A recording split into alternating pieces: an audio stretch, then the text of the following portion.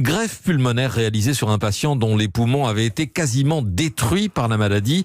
Victor Delande, opération réalisée par l'hôpital Foch à Suresnes. Oui, ce patient avait été hospitalisé au CHU de Lille. Il a passé plusieurs semaines dans le coma, sous ventilation respiratoire. Les médecins ont ensuite tenté l'oxygénation extracorporelle de son sang, mais rien n'y a fait. Son état s'est dégradé au fil des semaines.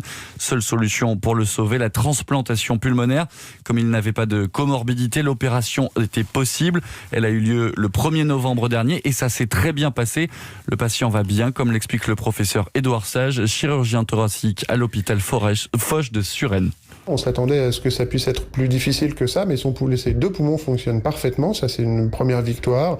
La deuxième, c'est qu'on est face à un malade qui a eu beaucoup de semaines de réanimation avant, donc il a toutes les conséquences de ça aussi engendrées, auxquelles on y rajoute une intervention extrêmement lourde.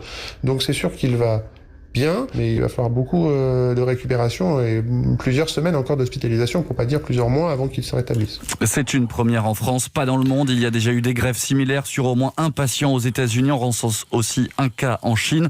Alors ce qu'il faut comprendre, c'est que ce type d'opération reste exceptionnel, mais selon le chirurgien qui a réalisé cette prouesse, c'est une arme supplémentaire et donc une source d'espoir pour les patients qui font des formes très graves du SARS-CoV-2. Victor Delande, pour les mesures de confinement, rien ne bougera